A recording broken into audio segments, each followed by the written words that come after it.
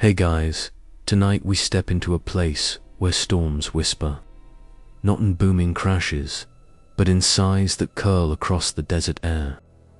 You feel the stillness wrap around you, a silence so wide it makes your ears ring.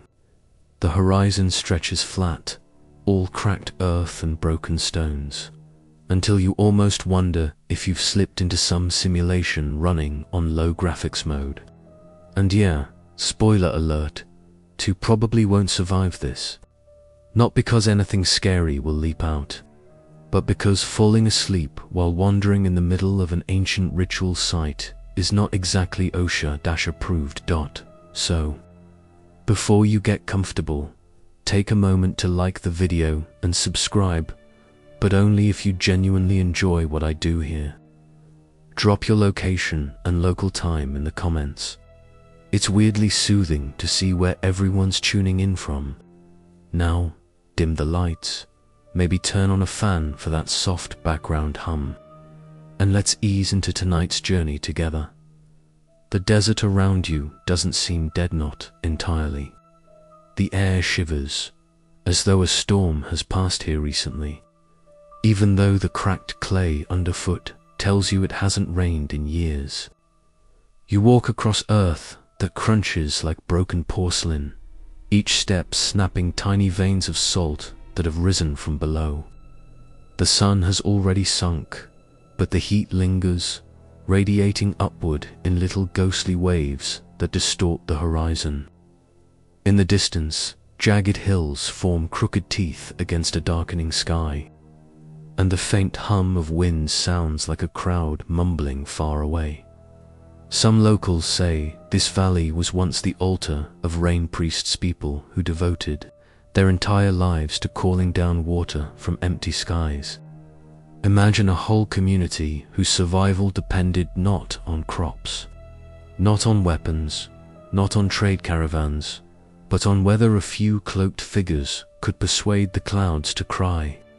It sounds absurd in our world of weather satellites and Doppler radar, but here, the stones themselves seem to remember. You step closer to what looks like the remains of a ceremonial platform. The slabs are cracked, but their edges line up too perfectly to be random. Someone placed them here with intention. The surface is etched with spirals, concentric rings that look like raindrops captured in stone. When the last light of dusk brushes across them, they shimmer faintly, as though wet. It's just a trick of light, or maybe not. Scientists still wonder if some ancient minerals have photoluminescent properties, but you can't shake the thought. What if the priests carved these spirals not just as art, but as instructions? Like, step 1, draw a circle. Step 2, chant until clouds notice you. Step 3, hope the universe isn't on mute. Above, the first stars prick through. The desert night never waits politely. It falls all at once, like someone hit the dimmer switch too hard. Shadows thicken, and suddenly you feel less alone. Not watched, exactly more like accompanied. You remember how every sci-fi movie insists that deserts are the perfect stage for alien encounters. Wide open, no distractions, just sky and sand and one unfortunate protagonist who should have stayed home. And here you are, rehearsing the trope live. Your hand brushes over one of the carved spirals. The stone is warm, holding onto the last breath of the sun, but it hums faintly, or maybe that's your imagination playing its favorite background track.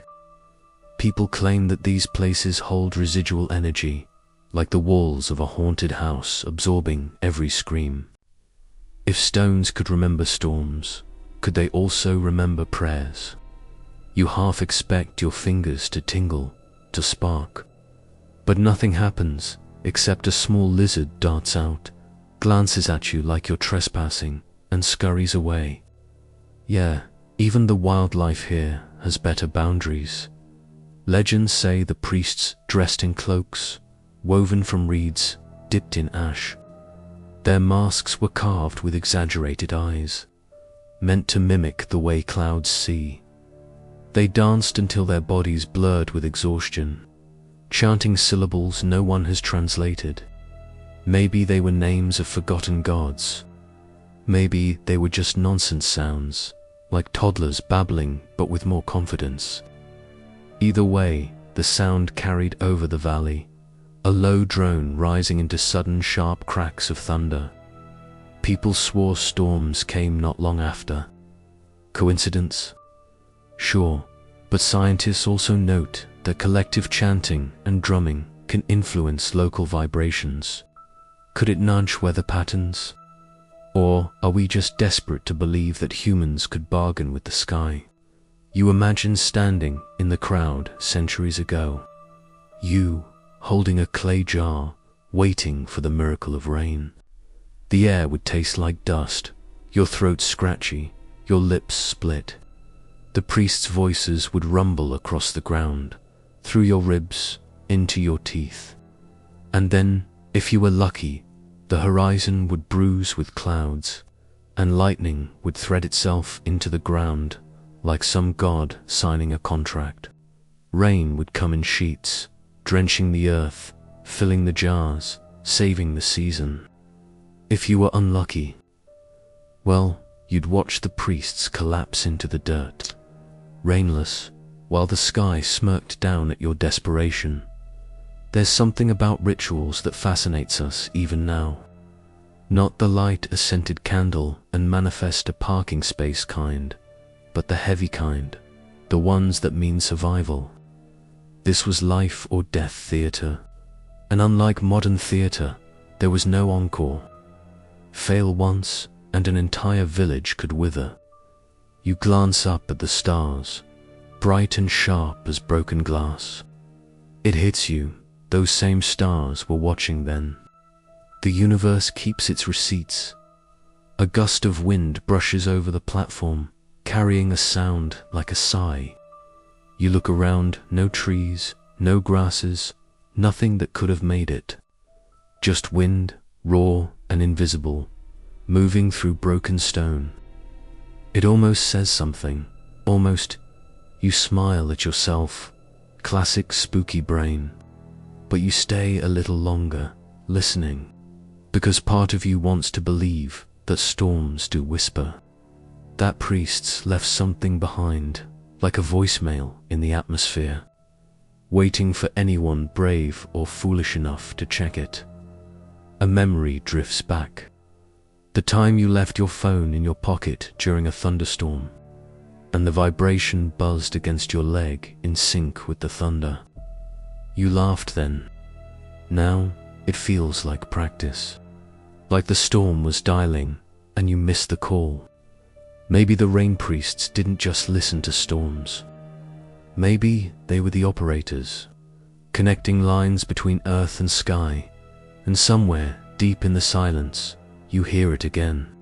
A low hum, not wind, not stone, something older, something waiting. The desert does not forget.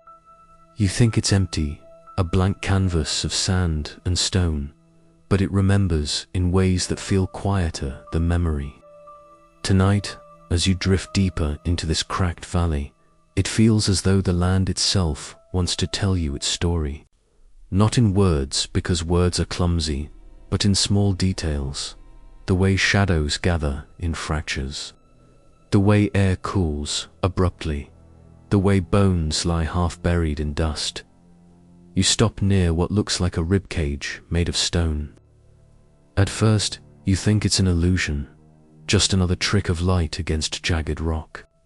But no, these are ruins. The collapsed skeleton of a structure once used by the rain priests. The locals call it the desert's bones, as though the earth itself keeled over long ago and left its skeleton sprawled across the valley floor. These fragments, pillars, slabs, shards etched with curling patterns used to be walls. Now they are scattered, open to sky. You step carefully because it feels wrong to trample. Each broken block bears marks, spirals, zigzags, shapes that look like droplets suspended in midair. They were not carved by accident. Someone knelt here with tools, chiseling hope into rock, believing that stone could bargain with sky. You kneel, too, brushing your fingers across one spiral. This one is different, twists inward so tightly that it forms an almost hypnotic tunnel. Stare too long, and you feel your balance tip, as though the spiral wants to swallow you.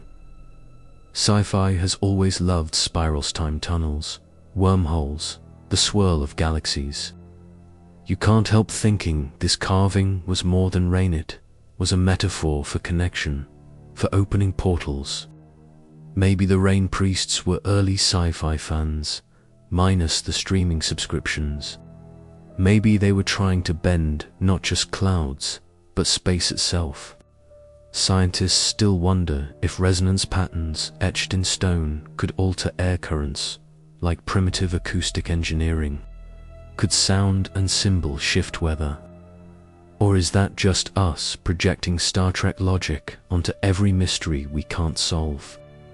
The air around the ruins tastes dry, but not dead. It has that electric tang you notice just before a storm, the metallic whisper that makes you lick your lips and check the sky. But no storm brews above. Only stars, sharp and mocking. You wondered the priests once stand here in this same silence, begging the sky to move, only to be answered with nothing. And if so, how many times did they try again before despair cracked them like it cracked these walls? You wandered deeper into the skeletal remains. A half-collapsed corridor stretches ahead, leading toward a chamber that feels almost subterranean, though it's really just half buried by drifting sand. The floor crunches beneath your boots, teeny fragments of pottery, shattered jars that once held water offerings. Each shard is smooth, painted with faint designs, raindrops, lightning bolts, and something stranger figures with elongated heads, arms raised to the sky. Their eyes are exaggerated, almond-shaped, far too large for human proportions. Ah, yes, our old friend, the alien motif. Of course, even here, aliens sneak in like uninvited guests at a party. It makes you laugh quietly. Imagine being a farmer 5,000 years ago, desperate for rain, carving an alien into your water jar, just in case the guys upstairs were extraterrestrials instead of gods. Cover all your bases. Smart move. You squint at one sharded. They carve it before watching the skies, or after something came down. Scientists still wonder if such figures represent mythology, hallucination, or early contact. Whatever the truth, you can't shake the image of priests standing beneath stars, waving their arms, chanting, while something in the sky tilted its head back at them. The corridor ends at what feels like the heart of the ruins, a chamber with a sunken center, ringed by slabs tilted inward like teeth.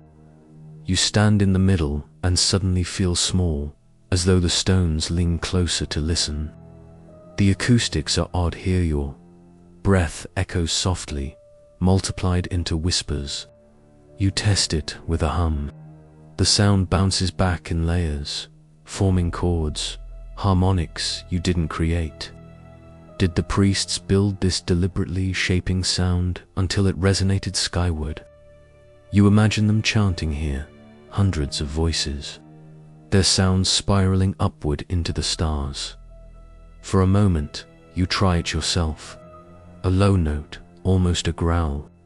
The chamber answers with 3 harmonics. The sound doesn't just stay in your ears, it vibrates through your chest, into your spine.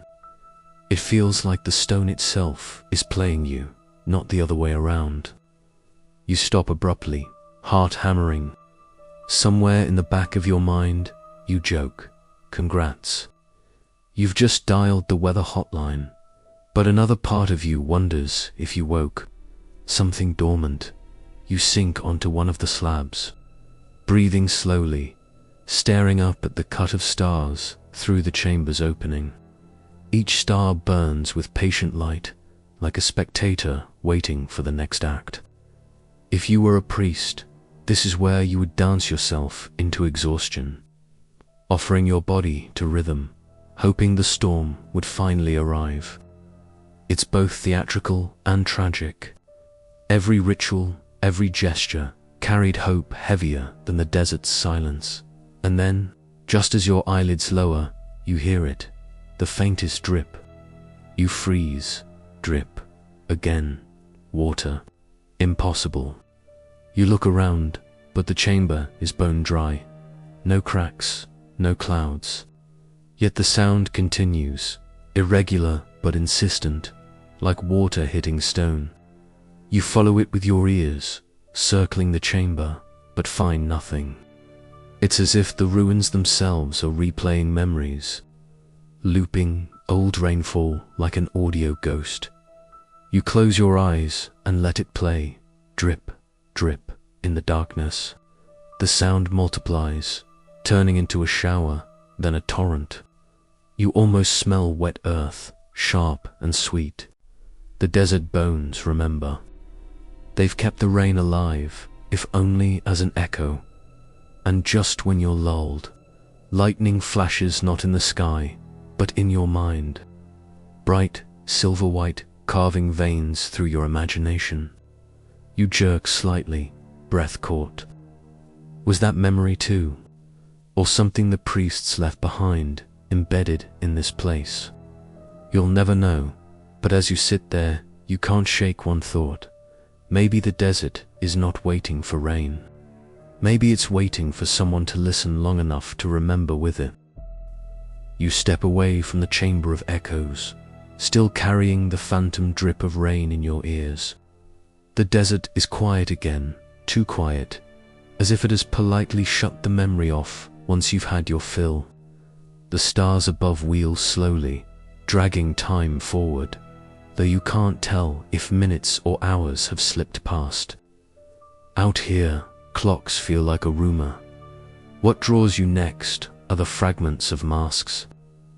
At first, you think they're just broken pottery shards, another scattering of forgotten debris. But the shapes are different, curved, in ways meant to fit a face, not a jar. You kneel and pick one up.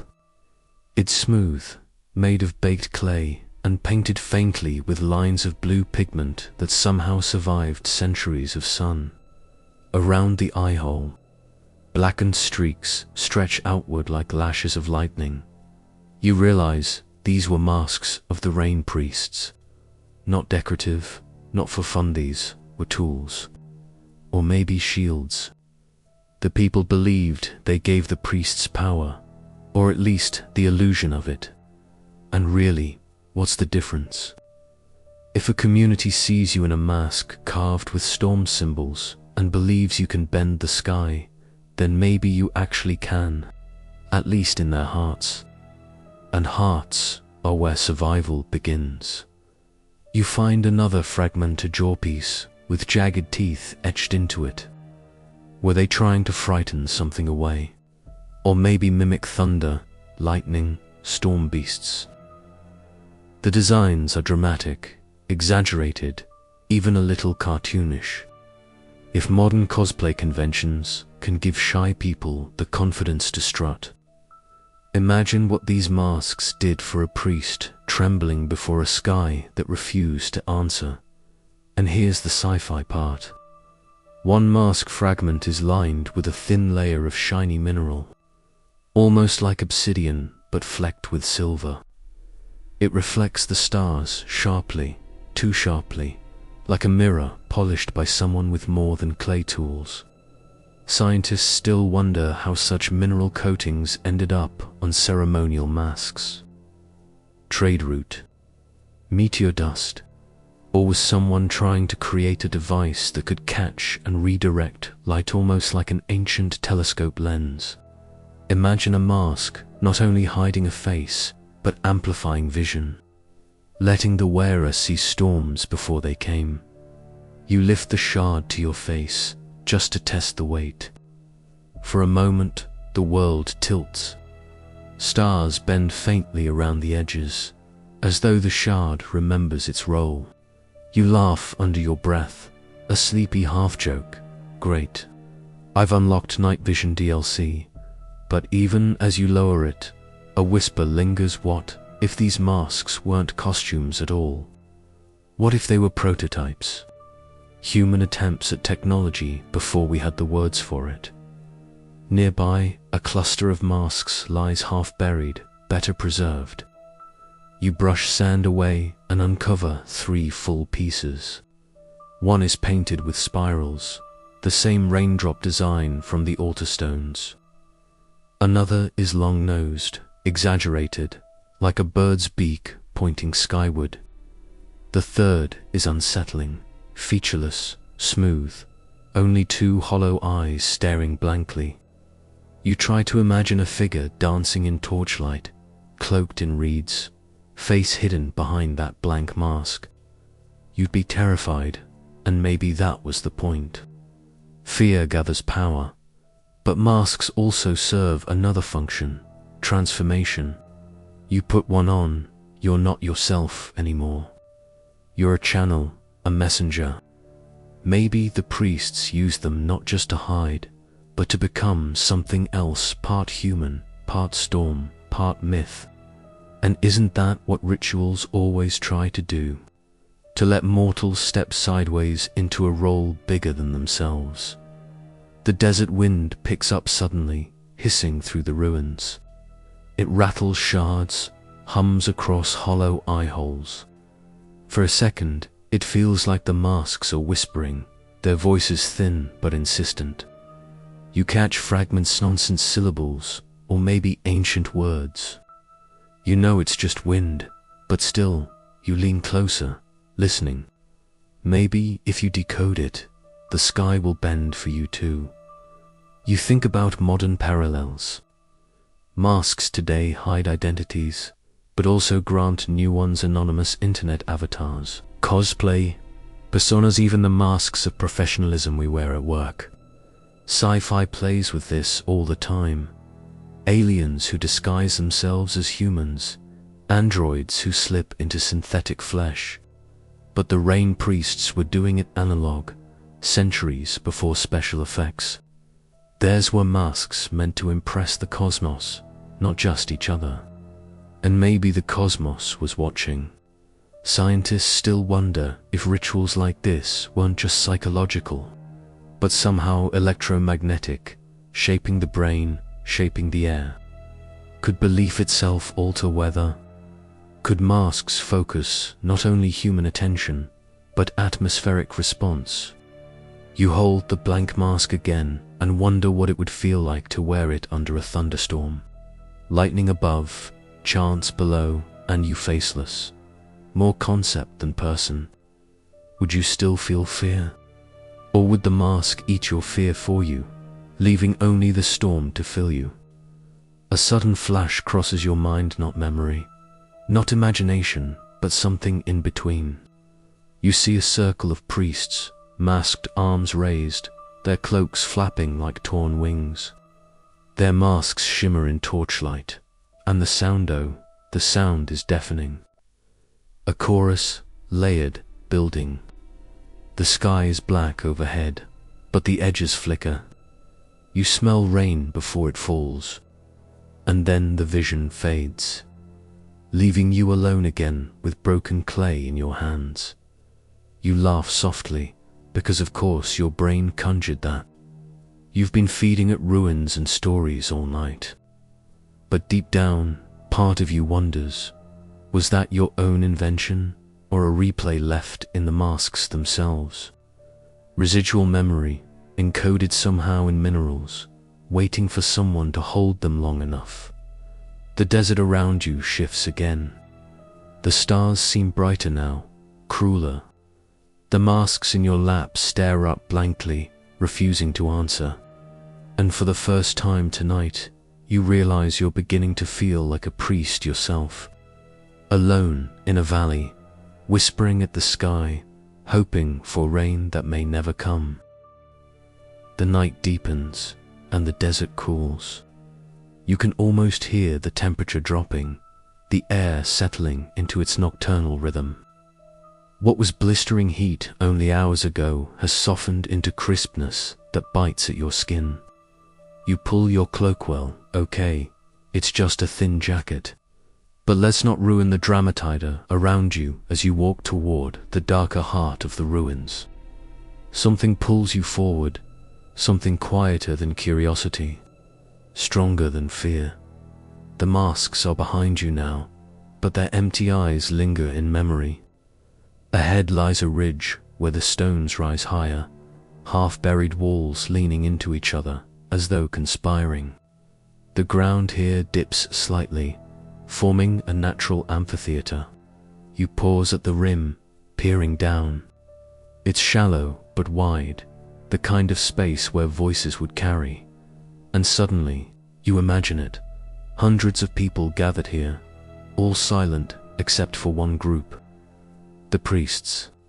Dozens of them, maybe, or only a few, it doesn't matter. Their chants filled the basin, amplified by its curves, resonating off stone. Deep, layered, rhythmic. A sound that isn't quite human anymore. You can almost hear it now. No, scratch that, you do hear it. A low hum rises faintly, not from your memory, not from the wind, from the ground. It vibrates under your boots, subtle but undeniable. You kneel, pressing your palm against the earth. The vibration hums into your bones, like standing next to a speaker at a concert. Except this one plays no song you recognize. You let your eyes close. The hum grows, splitting into layers. One tone slides beneath another, then another, forming chords you've never heard before. Dissonant and harmonious all at once, like music designed for someone who isn't human. It feels wrong in your ears, but right in your chest. You realize this is what chanting would have sounded like, multiplying, bending, folding into echoes until it became something else entirely. Sci-fi has a soft spot for chants. Think of cults in alien temples, starship crews reciting oaths, computer codes repeating loops until reality warps. And here you are, living it. Only the priests didn't have hyperdrives or holograms. They had their voices. And maybe, just maybe, their voices worked. Scientists still wonder if sound frequencies can influence weather systems. Thunderclouds resonate, after all. Did the priests find that note, the one that made the sky shiver? You take a deep breath and hum softly, just to test it. Your voice merges with the faint ground tone, slipping into harmony. The sound seems to grow in response, almost welcoming. Your hum deepens instinctively, your chest vibrating. You keep going, surprised at how natural it feels. Then you stop abruptly, because you're alone, right? So who just kept singing? The sound doesn't fade when you fall silent. It continues, low and steady, circling the amphitheater. Your scalp prickles. The rational part of your brain says it's just an echo.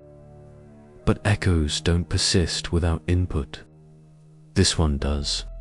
You swallow, your throat dry. Maybe the priest's voices never stopped. Maybe they recorded themselves, not on tape, not on silicon, but in the stones themselves. You step down into the basin, careful, your feet crunching against ancient dust. Each step deepens the sound until you're wrapped in it, as though stepping inside a giant drum. The sky above feels closer here, stars staring harder. You imagine lightning splitting across this basin centuries ago, illuminating masked figures their faces caught in a blur of rain and flame. And then you laugh. because your brain won't let you get away without a joke. Of course, this is how every sci-fi horror starts. Congratulations, you've unlocked surround sound ghosts. Still, you keep moving toward the center. Because honestly, what else are you going to do? Walk away? Please. You kneel again, press your ear to the ground. The sound is clearer now, individual syllables woven in the hum. Not words you recognize, but patterns. Repeated, varied, then repeated again, like a code, like a chant written for someone or something to interpret. You whisper it softly, trying to mimic, your tongue stumbling over alien syllables. The sound shivers, rises. For a second, you swear the stars themselves pulse brighter, flickering in rhythm. Then it settles back, leaving you dizzy. Scientists still wonder if ancient rituals were designed less for gods and more for memory, to keep knowledge alive. Could this chant have been instructions, not prayers? Instructions for rain, instructions for storms, maybe even instructions for calling something down. You glance at the stars, narrowing your eyes. And there it is, again that thought nobody says out loud. What if the priests weren't praying to the sky, but negotiating with what lived above it? The hum fades as quickly as it came, leaving the amphitheater silent. Too silent. Even the wind holds its breath. You sit there for a long moment, waiting for something else. Nothing comes. But your ears still ring, as though the chant lingers inside you, vibrating faintly like a private radio frequency. You lean back against a stone, exhaling slowly. The sky looks huge from down here, the basin framing it perfectly like a stage. And you can't help smiling, because despite everything, the whispers, the visions, the hum, you feel oddly safe. As if the priests, whatever they became, whatever bargains they struck, are content just to let you borrow their song for a night. And so, as the desert breathes around you, you hum once more. Not to summon storms, not to bend the sky, just to remember. The amphitheater lingers behind you, its hum etched into your chest, a faint vibration that doesn't quite go away no matter how far you walk. You pause at the ridge's edge, glancing back once more. The stars overhead don't flicker this time, but you get the feeling that something is aware, not hostile, not friendly, just present, like a distant audience waiting to see what you'll do next. Your boots crunch along a narrow trail, half swallowed by drifting sand. The air feels drier here, thinner, as though you've climbed higher. And then you notice them, the offerings. At first, you think they're just rocks scattered around. But when you crouch and brush sand aside, you see the patterned small circles of stones carefully arranged, each surrounding a central object. Some hold broken pottery shards, painted with faint spirals. Others hold bits of crystal that catch the starlight and glow faintly. One even holds what looks like a carved figurine of a bird, its wings etched in geometric lines. You straighten slowly, scanning the slope. There are dozens of these circles, maybe hundreds, spread across the ridge like constellations fallen to earth. Offerings to the invisible sky. It's the kind of thing you've read about in fringe archaeology, blogs where someone insists ancient cultures left gifts for beings above. Sometimes food, sometimes fire, sometimes just shapes and symbols etched in dirt. But here, the pattern feels deliberate. Not worship, not random, more like communication. You kneel again, studying a crystal lodged in one circle. It's smoky, imperfect, chipped on one edge. But when you tilt it, you swear it refracts not just starlight but something else. A faint shimmer of color that shouldn't exist, like rainbow static on an old TV. You blink hard, lean closer. The shimmer's gone. Just your eyes, probably. You chuckle softly, whispering, "Sure, because hallucinogenic weather crystals totally scream normal." Still, you pick it up. It's warm. Too warm for stone at night. The warmth seeps into your palm, steady, pulsing, like a heartbeat. You drop it instinctively, and the pulse vanishes. When you touch it again, nothing. Cold, ordinary rock. Classic sci-fi moment. The artifact that teases, never confirms. You've seen it in movies, you've read it in books. But living it? Different story. Your heart races, but not out of fear, out of possibility. Scientists still wonder if crystalline structures could store energy, even data. Silicon runs your computer, after all. What if these ancient offerings were more than trinkets? What if they were messages? You rise and walk deeper among the circles. Your steps feel intruding, yet the silence doesn't push back.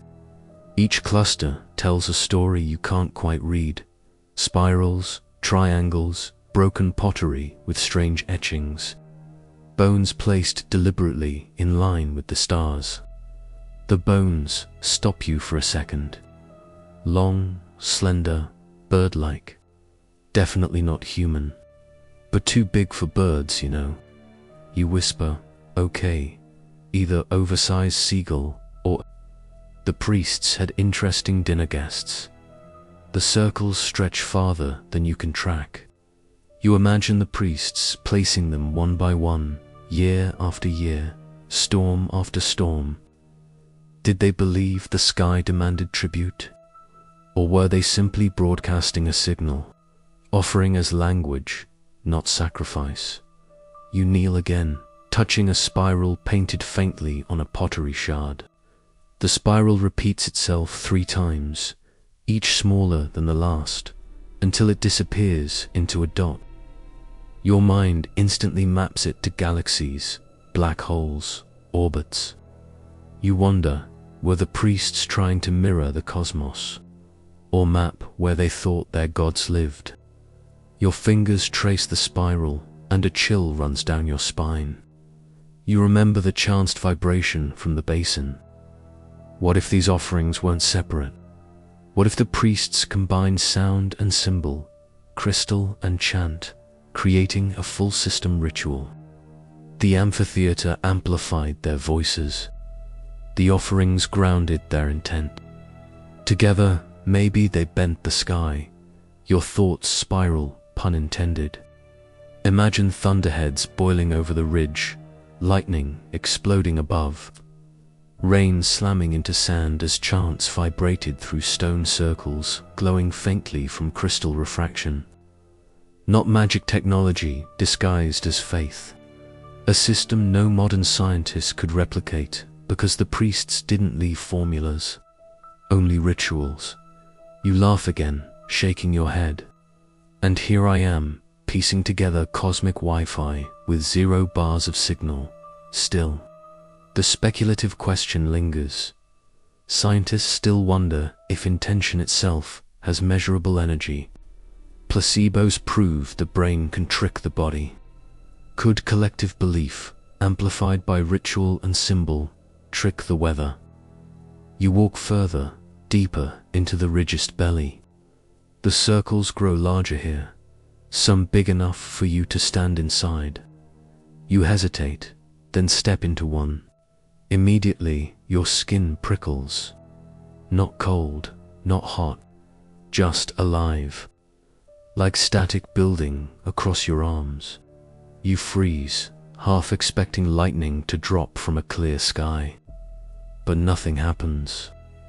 Just silence.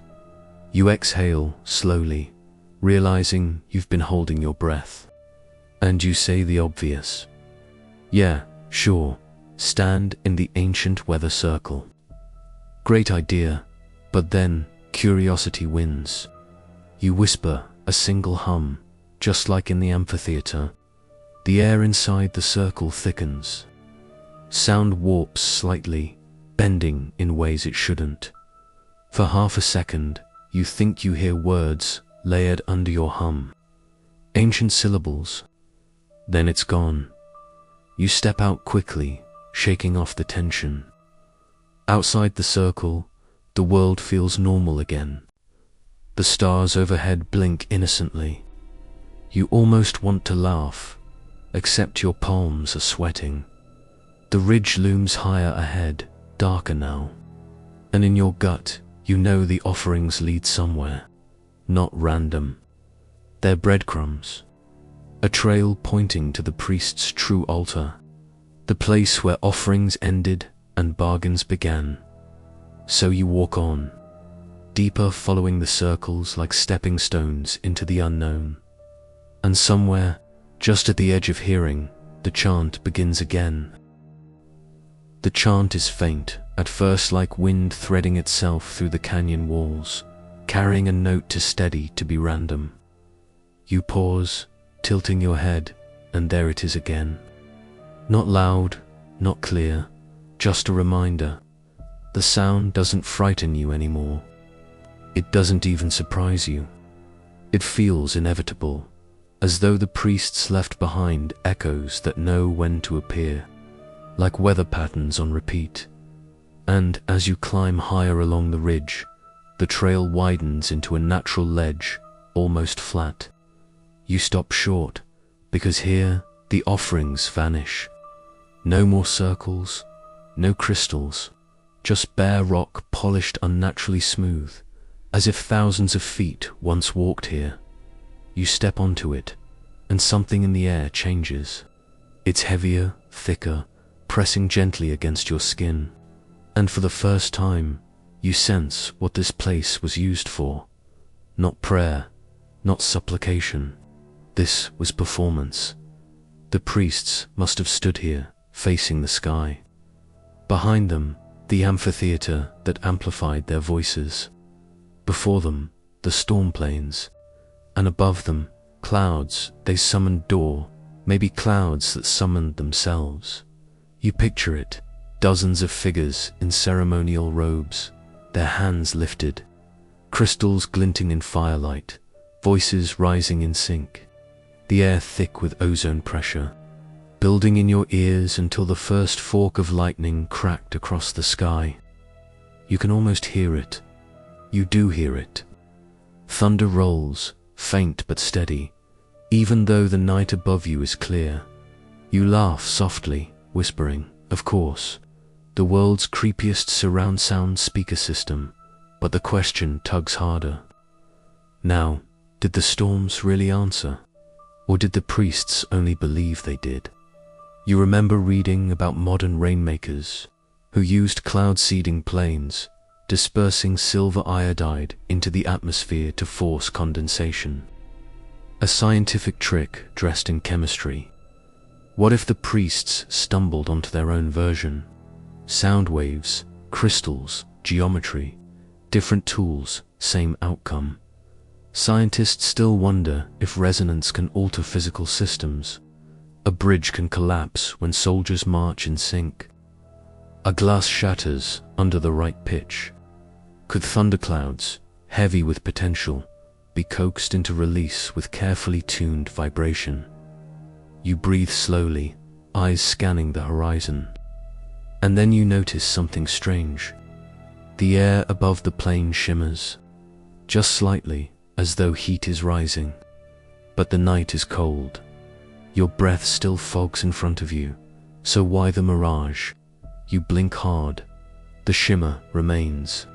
A ripple, like water disturbed by a pebble.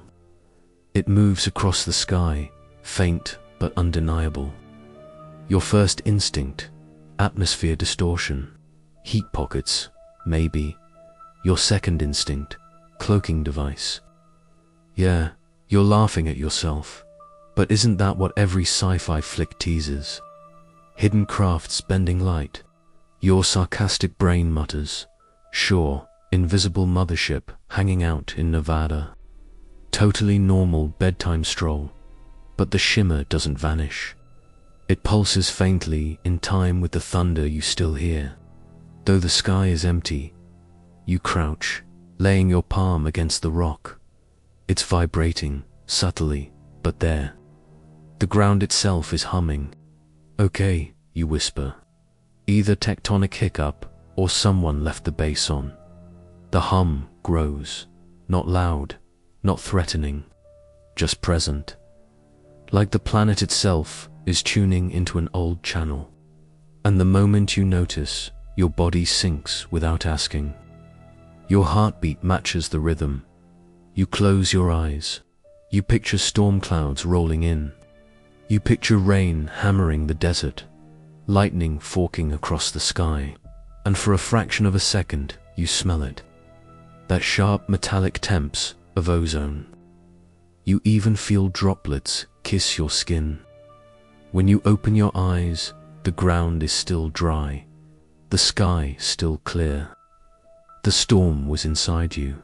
It's ridiculous, it's impossible, it's strangely comforting. Like the priests weren't calling storms to punish, but to soothe. A ritual lullaby written in thunder and rain. And then you remember the legends. The ones whispered by locals who still talk about sky fires that appeared without storms. Lights darting across the desert, hovering, vanishing. UFO watchers camp for weeks, waiting for that glimpse. Maybe they're not chasing aliens at all. Maybe they're seeing the residue of a system built by humans priests who knew how to stir the atmosphere until it blinked with luminous eyes. You stand again, scanning the horizon. The shimmer flickers once more, then fades. Silence, no thunder, no hum. Just you, the ledge, and stars pretending innocence. And then a memory from Section 5 slams into youth, the spiral painted on pottery shards. The spiral that collapsed into a dot. Wasn't that a storm's shape? Clouds, twisting into a vortex before breaking into rain. Or the shape of galaxies overhead, echoing infinity. You wonder, did the priests see a link between storm and star? Between weather and cosmos? Maybe to them, every storm was a miniature galaxy. Proof that the universe responded when called. Your brain, predictably, offers a sci-fi trope. As above, so below. Microcosm mirroring macrocosm.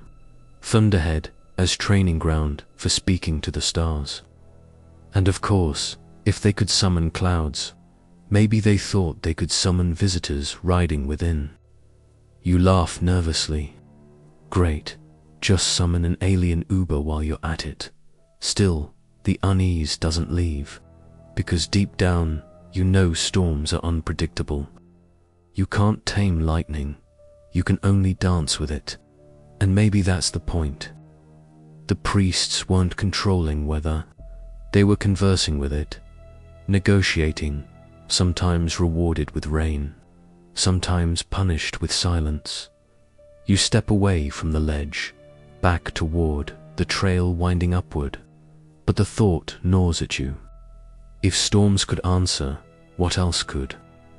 And as if on cue, you hear it again. Not thunder, not chanting, but a single drop of water hitting stone. Then another. You look down. The rock is dry. No clouds above. But the sound continues. Drip, drip, drip. You turn, and in the distance, you see it. A darker patch along the ridge, shimmering faintly as though wet. You squint. The shimmer matches the same pattern you saw in the sky. Rippling, calling dot, of course. You go toward it.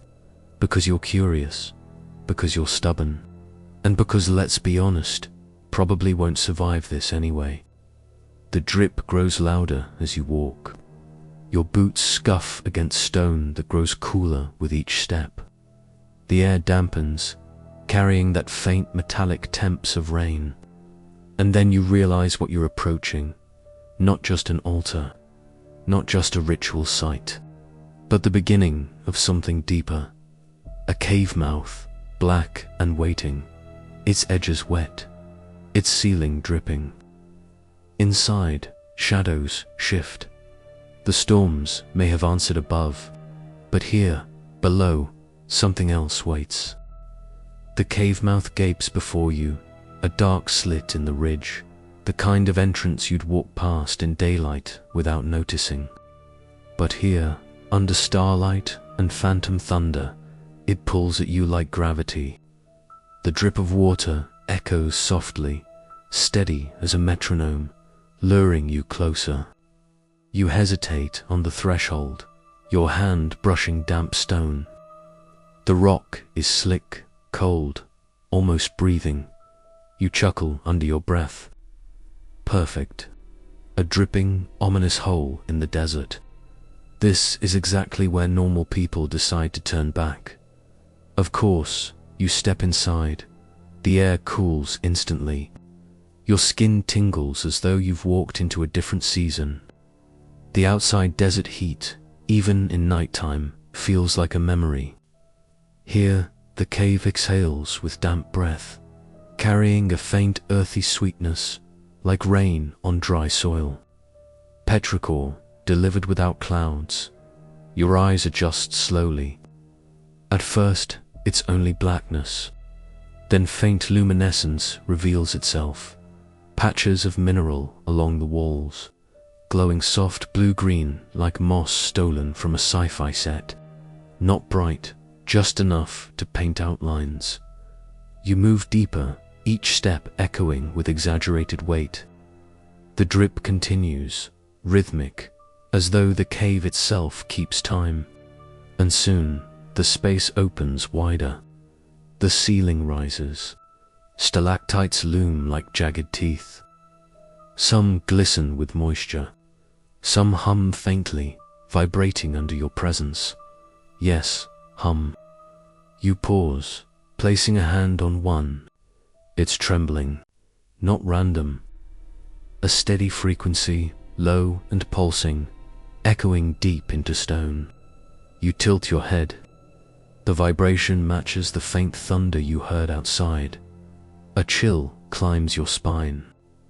The priests didn't just chant above the ground, they carved the earth itself into resonance chambers. The cave wasn't storage or shelter. It was an instrument. You whisper, "Congratulations. You've entered the world's first underground bass guitar." The thought amuses you, but only briefly. Because, as you press your ear closer, you realize the hum isn't isolated. It shifts, rises, falls multiple tones, woven together, like a choir made of stone. This is where the priests retreated, not to worship passively, but to tune the earth.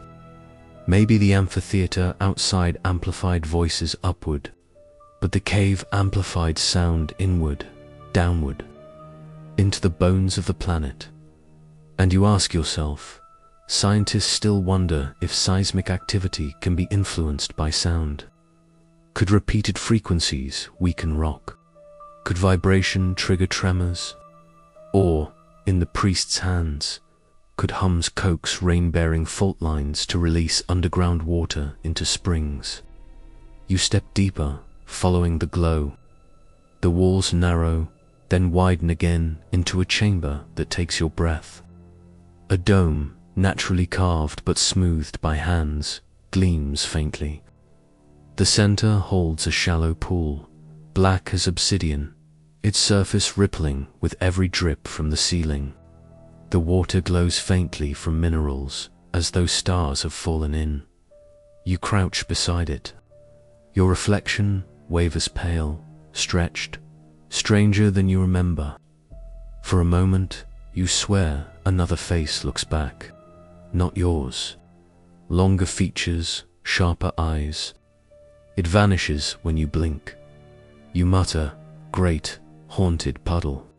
Just what I needed." Still, you can't pull away. The pool calls to you. You dip a finger in. The water is icy, yet it leaves warmth trailing across your skin. The ripple you make spreads outward, bouncing off the edges, returning in strange patterns. Not circles, spirals, spirals collapsing into dots. Your chest tightens. The pottery shard spiral, repeated here in water. A message encoded in ripples. You hum just lightly. The pool responds. Ripples align, forming shapes unnatural for such small vibration. Concentric lines, like targets. Then spirals. Then, disturbingly, something resembling an eye. The hum cuts from your throat when you gasp. The ripples scatter. Silence returns. The eye dissolves, but the sense remains. Someone, or something, was looking back. You stumble away from the pool, steadying yourself against stone. The chamber feels heavier now. The glowing walls pulse faintly, almost like breathing, and the stalactites hum louder. A joke slips from your lips because your brain clings to humor when logic collapses. Cool, I found the cave Wi-Fi. Password, don't drink the glowing water. Still, you can't deny what you experienced. The priests must have gathered here, surrounding the pool, their chants weaving patterns across water, stone, and air. This was their ritual's heart. Not to worship blindly, but to communicate. With storms. With earth. With something watching. You glance up. High on the dome's ceiling, faint carvings spiral outward from a central point. Shapes that look like raindrops, clouds, stars, and strangest of elongated figures with outstretched arms. The figures face upward, not kneeling, not begging, signaling. And you wonder, what if the priests weren't servants of gods at all? What if they saw themselves as translators' bridges between human and sky? Messengers calling to whatever shimmered above the desert. The hum deepens suddenly, rattling dust from the ceiling. You freeze. The pool ripples without you touching it. The spirals return, thunder outside. Real this time. A low rumble shaking the ridge. The storm answers, but no clouds hang above. You whisper, then who or what is knocking? The chamber waits, breathing, glowing faintly. And somewhere in the distance, beyond this cave, the desert prepares to show you its truest secret. You stay frozen by the pool, half convinced that if you move too quickly, the cave itself will close around you. The hum grows louder, almost playful, rising and dipping like an unseen choir rehearsing its scales. The stalactites tremble. Dust flutters down, and then silence. The abruptness unnerves you more than the noise.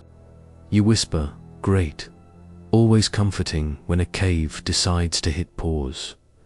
You back away slowly, tracing the wall with your fingertips until you find the narrow passage again.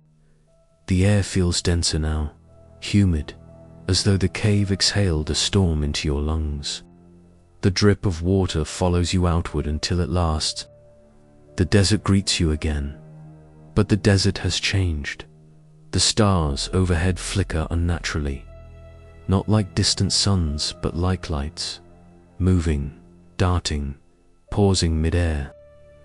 You blink rapidly, rubbing your eyes, but the orbs remain, at least 3 of them, hovering above the ridgeline. You've seen documentaries where people call these orbs swamp gas or flares.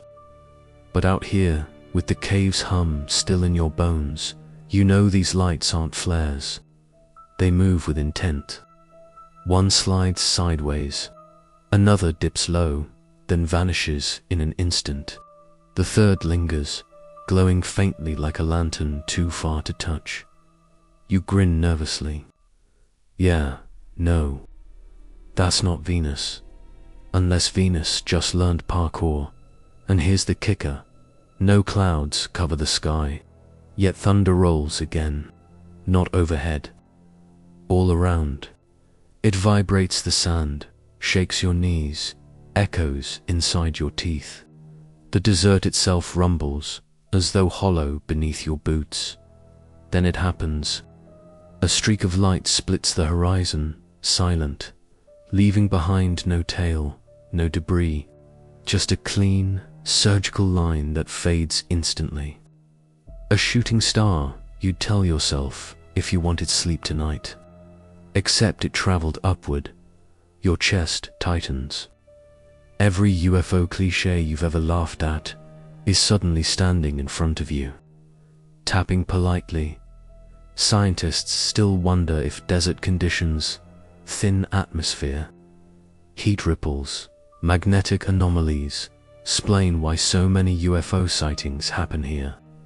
But as you watch those orbs dance, weaving like intelligent fireflies, you can't shake the suspicion. Maybe the desert isn't attracting the unknown. Maybe it's birthing it. You tilt your head back.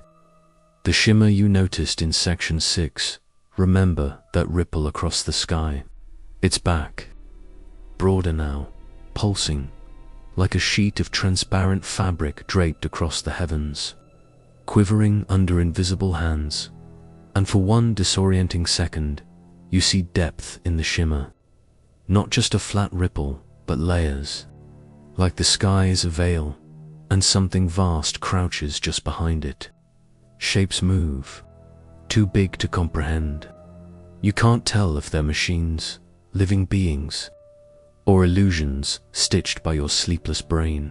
You mutter, "Okay, definitely not buying a telescope after this." The priests, you realize, must have stood here watching the same shimmer. To them, it wasn't UFOs. It wasn't technology.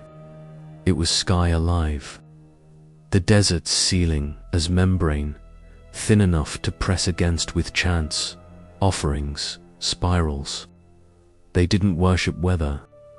They negotiated with the living sky. Your hand strays to the crystal you pocketed earlier from one of the offering circles. It feels warm again. No, not warm buzzing. You lift it, and as you do, the hovering orb dips lower. Not threatening, just responding. A laugh escapes you, nervous and high. Right, because waving a rock at sky aliens is totally how you win friends. But the orb doesn't retreat. It steadies, glowing brighter. For a moment, it almost seems to match your breathing. Inhale, glow. Exhale, fade. And you wonder, were the priests simply astronomers with excellent timing, or were they participants in an ancient exchange? Lights for lights, voices for thunder. Rain for crystal dot, another thunderclap shakes the desert. You flinch, but no storm clouds appear. The sound is directionless, rolling from nowhere. And then cold, sharp, splattering across your shoulders. You tilt your face upward. A dozen droplets fall, then stop. No clouds, no source. Just a desert sky that decided to mimic rain. You swallow hard. Okay, universe, you win. You're weird. You imagine the priests chanting under such phantom showers, believing they'd pulled rain from nothing. Maybe they weren't wrong. Maybe this is how the living sky speaks. Testing, rewarding, your brain, being your brain, slips in a sci-fi trope. Alien intelligence testing humanity's patience with cryptic weather pranks. You almost laugh, but the shimmer pulses again, stronger. The veiled sky bends, sagging closer, until you feel dizzy staring at it. And then, like curtains parting, the shimmer splits. Behind it, darkness deeper than night. Not stars, not void. Something else. Shapes glide there, enormous, silent, like whales drifting through unseen oceans. Their outlines glow faintly, ribbed and organic. You catch glimpses, elongated fins, slow tails, eyes like lanterns the size of houses, sky creatures. Not ships, not visitors. Natives, the living sky inhales above you. The thunder was its breath all along. The rain, its tears. And those lights, the UFOs everyone chases. Maybe they're just minnows darting from a parent's shadow. You stumble backward, heart pounding. The priests must have known. Maybe that's why they whispered to graves, why they carved spirals, why they hummed in caves. They weren't summoning gods. They were conversing with sky beings that drift beyond human sense, waiting for acknowledgement. The crystal in your hand hums louder. You drop it, but it doesn't fall. It hovers an inch above the sand, spinning slowly, glowing faint. The orb above answers with a flicker. You whisper, "Well, guess I just joined the choir." The desert holds its breath, and for the first time, you realize the storm outside was never weather. It was the sky's voice, and it has just noticed you. The desert doesn't return to silence after what you've just witnessed. It waits. You stand there, trembling, every instinct screaming to run, but your legs lock in place. The sky's shimmer hasn't vanished. It hovers folds of translucent fabric quivering above you, opening and closing as though uncertain whether to reveal or conceal what lies behind. Then it happens. A flash, blinding and sudden, splits the horizon, but it isn't ordinary lightning. No jagged streak slashing the clouds, because there are no clouds. Instead, radiant lines etch themselves across the night like molten handwriting on glass. You squint, shielding your eyes. The streaks don't fade. They linger, glowing, curling, forming shapes. Not random fractures, but deliberate designs. Spirals, circles, jagged lines intersecting with precision. Your mouth goes dry. Okay, so lightning just decided to audition as a calligrapher. One spiral widens until it nearly spans the sky above you. It pulses, faint at first, then brighter, each rhythm timed with the beating of your own heart. You're not imagining if the pattern is syncing with you. You mutter nervously, "That's fine. Totally fine. Just me." Personally sponsored by Cosmic Lightning Art, the glowing spiral expands until its edges touch the surrounding mountains. For a breathless moment, it feels like you're standing inside an enormous glowing glyph, a character written across the desert floor. The priests must have seen this. They must have stood where you're standing, heads tilted back, eyes wide, realizing the heavens themselves were carving messages. And maybe that's why they copied spirals onto stones, walls, altars. They weren't making art. They were recording sky sentences. Your pulse spikes. Are you standing in the middle of a cosmic dialogue right now? Another bolt flares, slashing downward, but it doesn't vanish either.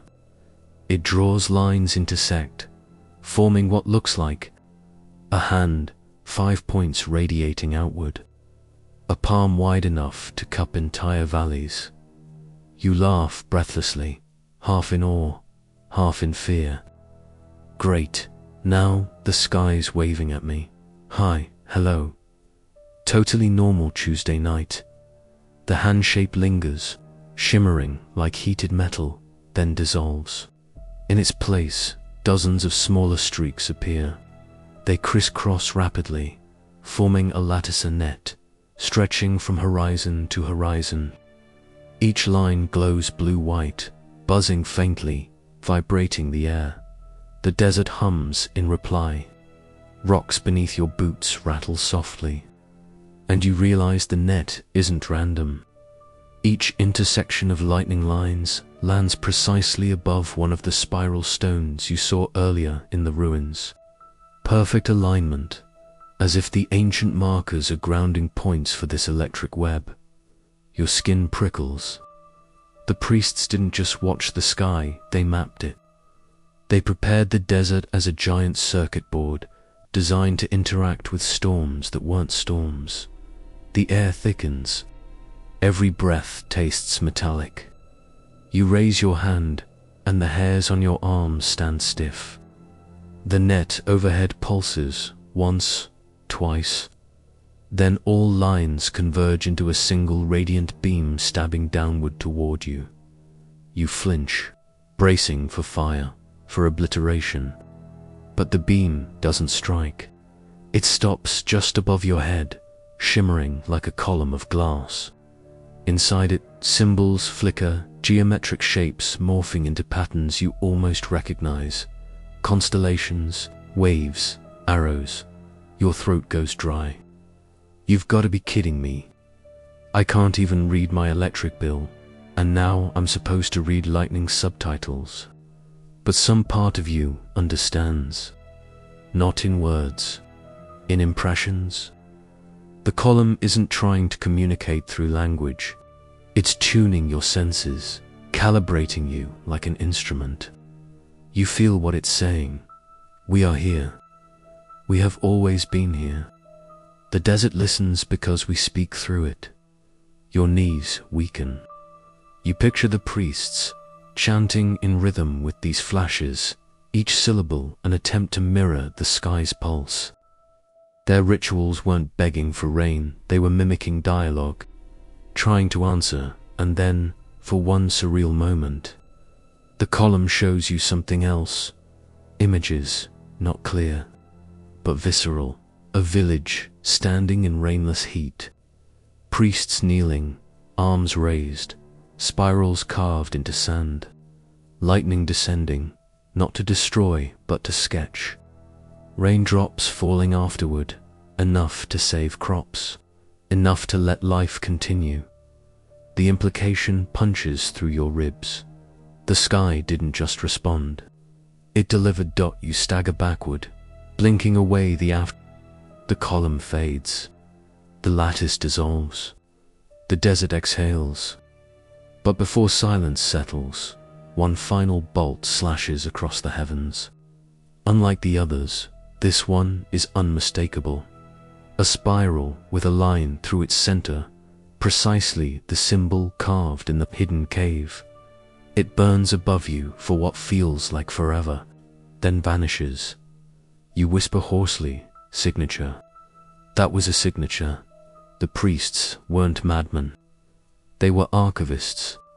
And the lightning wasn't chaos.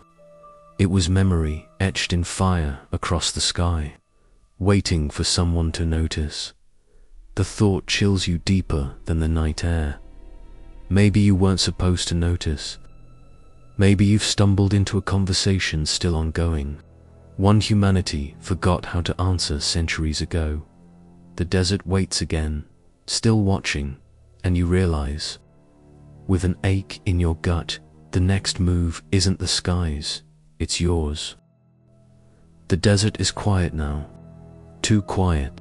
You stand rooted in the sand, staring at the patch of sky where lightning's signature burned itself into your vision. The spiral with a line through it lingers behind your eyelids, glowing every time you blink. Your ears ring, not with sound, but with memory. The column of light, the hum, the sense that you were inside someone else's alphabet, a glyph shaped out of electricity and patience. And here's the uncomfortable truth whispering at the edges of your thoughts. You're not meant to be standing still. You're meant to move, so you do. Your boots crunch against the sand as you turn toward the cave where the symbol first appeared. The path looks different now, live, almost. The rocks gleam faintly, as if polished by unseen hands. Shadows no longer feel like absence. They feel like eyes, waiting. You walk faster. The air grows denser, warmer, as though the desert itself exhales against your skin. You remember the priests, the rituals, their careful mimicry of the sky. If they descended into the cave carrying these symbols, what did they expect to find? The cave mouth yawns before you, wider than you recall, the spiral glyph above it still faintly glowing. You hesitate, because of course you do. It's a cave with a lightning logo, not exactly inviting. But hesitation is useless. No, you've come too far. You duck inside. The air shifts immediately.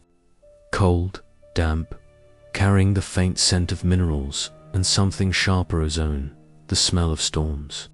Your footsteps echo, bouncing in rhythms that almost feel orchestrated. The walls pulse with faint light, not steady illumination, but flickers, like distant lightning trapped inside stone veins. You reach out and brush your fingers against one, half expecting a shock. Instead, warmth spreads through your palm, and you hear it, a low murmur.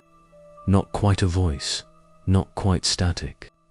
Words forming in your bones rather than in your ears. They repeat like a chant. Remember, remember, remember. You swallow hard. Yeah, I'm trying, thanks. The tunnel slopes downward, steeper with each step. At one point you slip, catching yourself against the wall.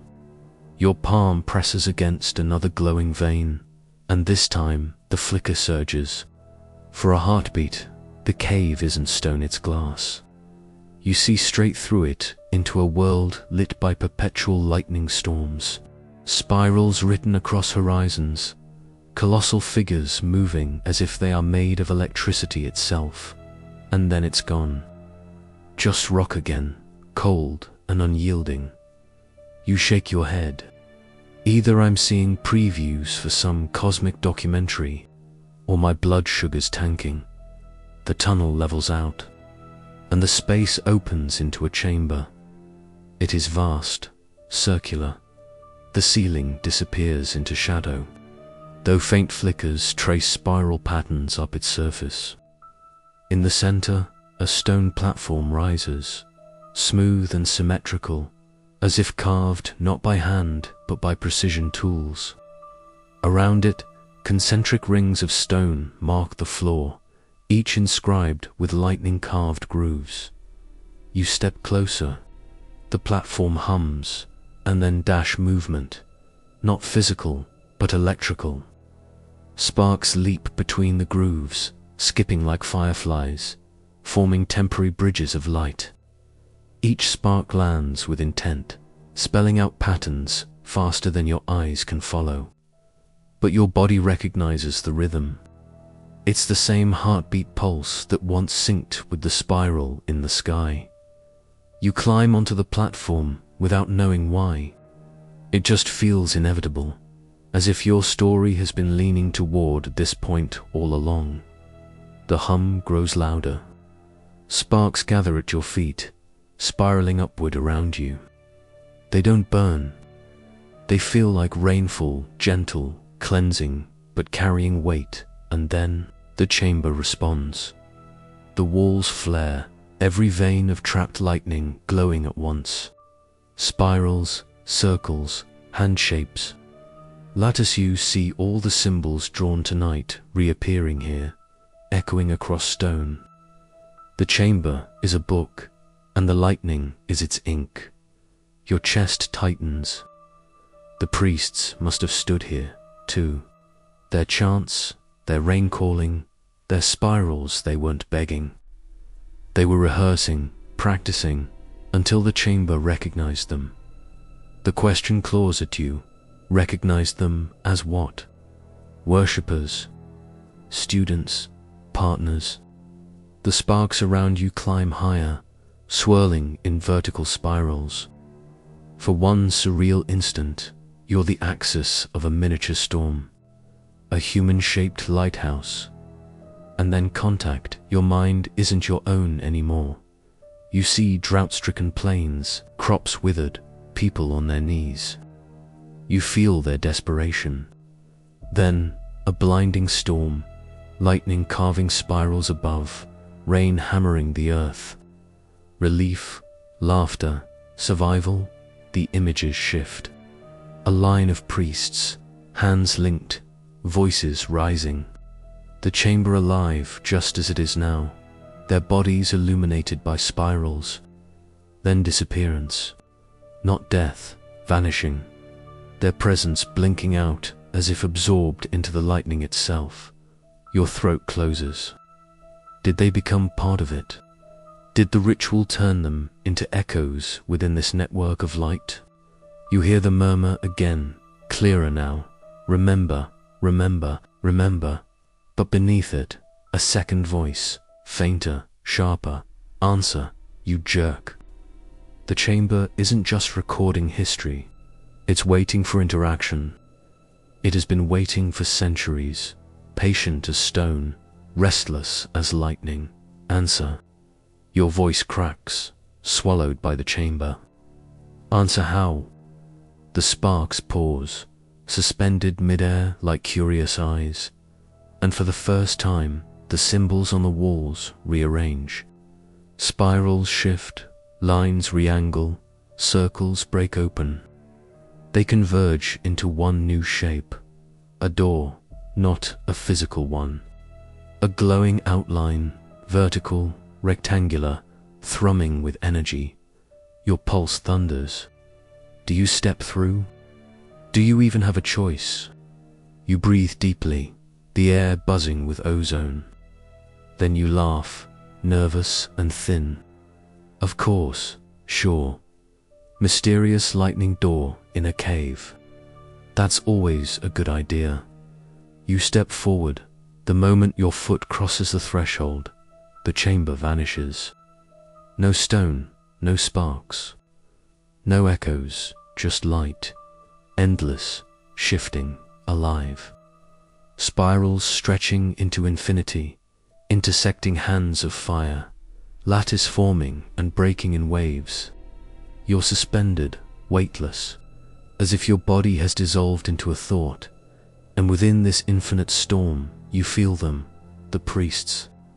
Not gone, not dead, but dispersed voices woven into the storm, consciousnesses flickering like sparks. They murmur at once, too many to comprehend, yet their intent focuses into a single truth that hits you harder than thunder. They didn't call for rain. They called for a doorway, and now you've opened it. The storm breathes. You're inside its lungs, and somewhere, deep within its endless spirals, something begins to turn its attention toward you. You tumble forward, not with your body, but with your sense of being. Like gravity is an optional setting someone forgot to switch off. The chamber, the desert, even your dusty boots, they're gone. What's left is light, rippling, spiraling, vibrating in patterns that feel like thought more than weather. You float in it. You breathe it. And maybe, in some unsettling way, you are it. The storm is alive. You can feel it in the same way you feel your heartbeat when you press fingers to your wrist. Except here, the pulse doesn't belong only to you, it belongs to a system, an organism, maybe even a mind. Lightning cracks across the infinite expanse, each bolt sketching a new spiral, each spiral dissolving into another lattice. This is where modern science sneaks in, like the nosy neighbor who insists on borrowing your lawnmower. You can't help thinking about cloud seeding. Those experiments where planes sprinkle silver iodide particles into clouds to coax rain. Human weather modification. It's clumsy, experimental. A toddler splashing in puddles compared to this roaring consciousness you're tangled in. But the parallels hum in your brain. Could the priests have been early weather scientists? Were their chants a kind of acoustic cloud seeding? Not chemicals, but vibrations. And then you remember HAA, our Python High Frequency Active Auroral Research Program. Conspiracy theorists love to whisper about its alleged power to manipulate weather, bend ionospheres, even mind control whole populations. The storm around you chuckles at that thought, a low roll of thunder vibrating in your bones. Because if HARP is a rumor of weather control, this place is the actual syllabus. You drift deeper. Shapes begin to emerge, familiar outlines shimmering inside the storm. They're not solid, more like holograms stitched out of light and memory. Machines, antennae, satellites, you blink and see. Earth-orbiting arrays, metal skeletons circling the planet like silver gnats. They flicker into spirals, as if this storm has been watching human progress, amused by your fumbling imitations. Okay, you mutter under your breath, though there's no breath here. You've been eavesdropping. A joke forms in your head.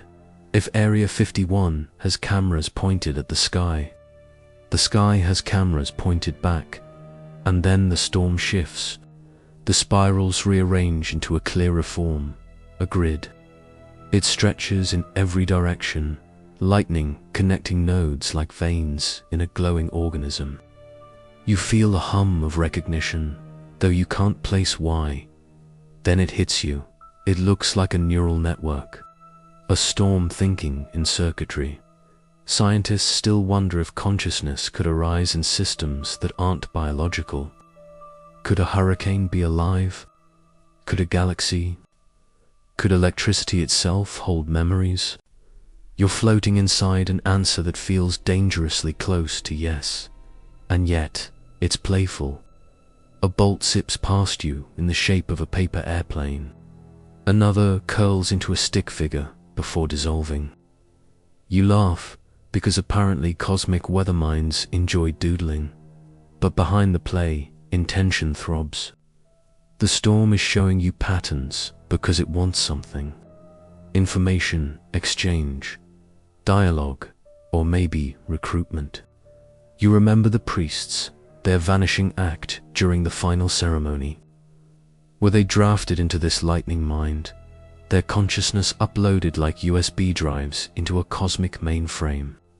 Your gut squirms. Maybe that wasn't devotion, it was assimilation. Another lattice forms before you, this one flickering between images. A priest raising a staff, a modern scientist releasing a weather balloon, a satellite dish rotating in the desert. Then you see yourself, palms open, eyes reflecting spirals. The implication is so obvious, it's insulting. Oh, come on, you mutter. I did not sign up for your internship program. The storm hums, a static laugh curling around your neurons. It presses again. Images flood, you blueprints, equations, symbols that dissolve as soon as you almost understand them. They leave impressions, like phantom limbs of thought. One sticks, a model of Earth, rain clouds blossoming on command. Weather as an instrument, tuned not by prayer or particle dispersal, but by resonance. You wonder if this storm intelligence is real. Has it been guiding humanity toward its level all along? Were the priests its first field test, HAARP, its latest sandbox? Are your species simply storm trainees, stumbling toward graduation? You don't know, but you do know this. The hum shifts into a whisper, low and insistent. Choose. The word rattles inside you. Choose what? To join the grid, to walk away, to carry a message back to the world. The storm seems patient, like a teacher holding out a test paper, waiting for you to scribble an answer. But lightning crackles along the edges of your awareness, reminding you that patience is not infinite. You close your eyes. Your body, or whatever's left of it, feels suspended between two gravitational pulls. stay human, fragile, or step forward, risk the assimilation, and become part of this storm network. But there's a third possibility, one you can't ignore. Maybe you can carry a fragment, not surrender fully, not walk away empty, but hold a spark inside yourself, like sneaking a flash drive out of the cosmic library. Yeah, you whisper to no one and everyone. Middle ground? I'll be the USB stick. The storm pulses. For a terrifying second, you think it's displeased. Then lightning slams into your chest clean, precise like defibrillator. Paddles and you jolt. Not pain, not quite. More like a download. Symbols cascade through your vision. Spiral, hand, circle, lattice. They sear themselves into memory. Not as pictures, but as functions. You know how they move, what they mean, how they might be used. And then it's gone. Silence. The storm recedes, leaving only faint spirals of afterimage across your mind. You're back in the stone chamber, gasping for air you didn't realize you missed. The platform hums softly beneath your feet, as though content.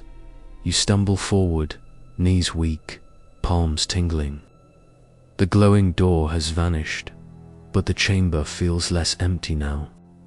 Or maybe it's you less empty because you're carrying something that wasn't yours before. The hum of the platform dwindles into quiet. Outside, thunder grumbles far away, softer, almost relieved. And you know with a chill certainty, you've brought part of the storm back with you. The air in the chamber tastes different now, sharper, metallic, like the faint tang you get when you press a coin to your tongue. You swallow, but the taste lingers, fizzing at the edges of your teeth. Something in you knows it isn't just psychological. The download, if that's what you want to call the storms, little gift changed. You step carefully off the stone platform, boots scuffing over concentric rings carved into the floor. Sparks no longer jump between them, but your toes buzz with residual energy, like static clinging after you peel off a sweater in winter. And yet, you feel fine. More than fine, actually, awake. Charged, your gaze lands on the far wall of the chamber, where a darker crack splits the stone. You hesitate for only a moment before curiosity yanks you forward. Because of course you're going to poke at the mysterious crack in a lightning cave. What else would you do? Responsibly walk away? Please. The crack widens into a passage, narrower than the main tunnel, but navigable. You slide sideways through it, shoulders brushing cool stone, until it opens into a pocket-sized cavern. And that's where you see them, glittering across the ground like spilled stars, are stones unlike any you've seen before. Not jagged like quartz, not dull like granite, but smooth, translucent, each one glowing faintly from within. They're small enough to fit in your palm, yet heavy, denser than their size suggests. You kneel, reaching for one, and immediately regret not wearing gloves. The moment your fingers close around it, a jolt runs up your arm. Not painful, just intimate. The stone recognizes you. You blink down at it. The glow intensifies, pulsing like a heartbeat. Your heartbeat. It syncs with you as if it's always known your rhythm. Well, you whisper.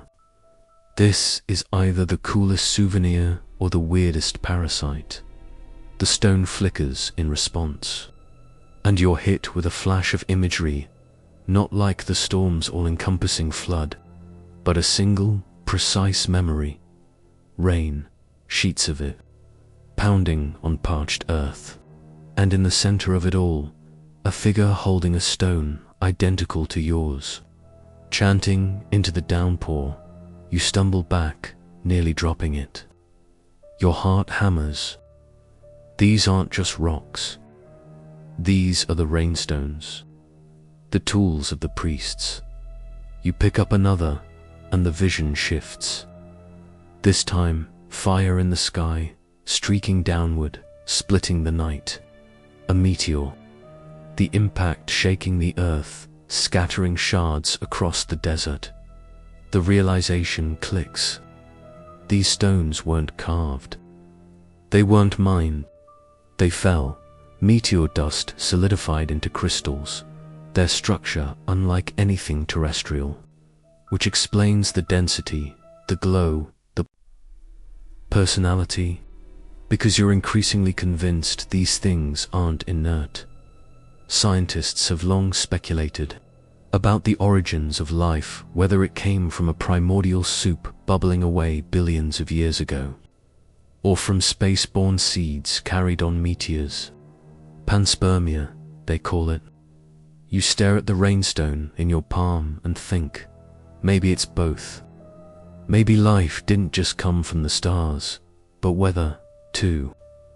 Maybe these meteor-borne crystals are the missing middlemen, the USB sticks of the cosmos, carrying instructions for sky and soil alike. The priests must have known, or at least suspected. Why else would they build rituals around these things? Not to worship them, but to use them, to amplify their chants into something the storm could hear. You weigh the stone thoughtfully, then slip it into your pocket. Immediately, your pocket warms, a comforting heat radiating against your hip. Not creepy at all. Totally fine. As you gather a few more, you notice subtle variations. Some stones glow a soft blue, others a sharp green, a rare few a faint gold. Each one hums differently when touched slower, faster, irregular. A cosmic symphony, scattered and waiting to be tuned. You remember the lattice of lightning you saw, the storm's neural network. Could these stones be its nodes? Portable fragments of the storm's mind. The thought makes you laugh nervously. Cool, so I've basically stolen alien Wi-Fi routers. Nothing to worry about there. You pocket 2 more, because apparently you're incapable of self-preservation. Then your eyes catch something stranger. On the cavern wall, half buried in stone, is a larger shard, unlike the palm-sized ones. It's jagged, nearly the length of your forearm. Its glow, a deep, unsettling crimson. The others hummed like cats purring. This one growls, even at a distance.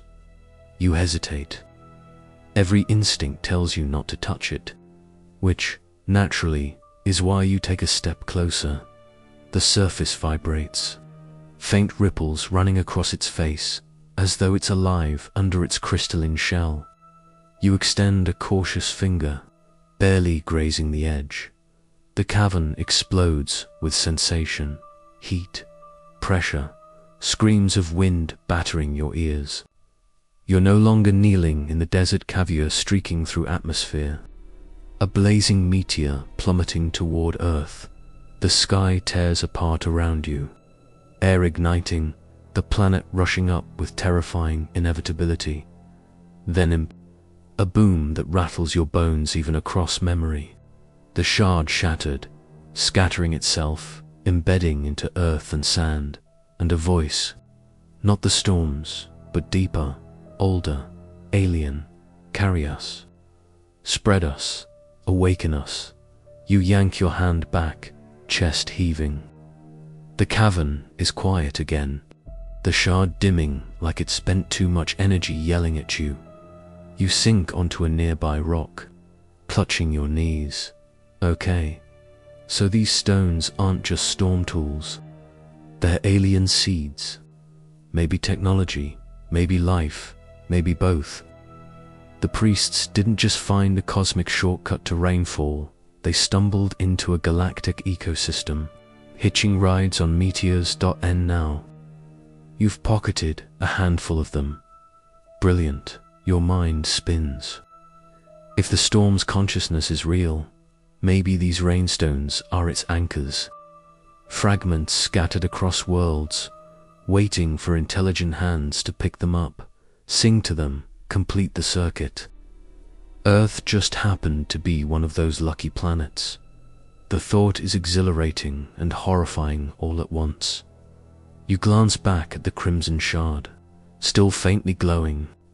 Whatever it is, it doesn't want to stay hidden. And maybe it shouldn't. But you're not ready for that. Not yet. You retreat, slipping back through the crack into the main chamber. The pocket stones hum faintly in your pocket, as though satisfied. Outside, thunder rumbles again, softer this time. Almost like approval. You wonder if you've just joined the ranks of the rain priests without meaning to. And then the terrifying question, what will the storm ask you to do next?